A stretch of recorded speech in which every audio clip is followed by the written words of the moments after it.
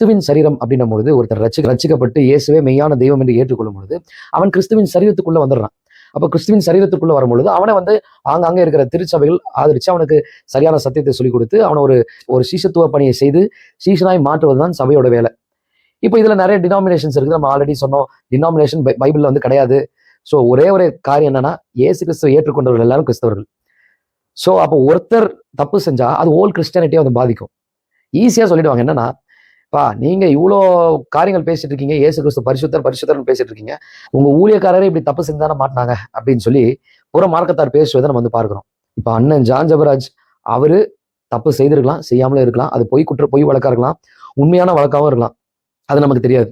ஆனா ஒரு காரியத்தை சபை விளங்கி கொள்ளணும். என்னன்னா, ஒருத்தர் கஷ்டப்படும் பொழுது அவரை பத்தி நாங்க வேற மாதிரி ப்ரோ, இப்படிதான் ப்ரோ, அப்படிதான் ப்ரோன்னு சொல்லி கிண்டல் பண்ணக்கூடாது.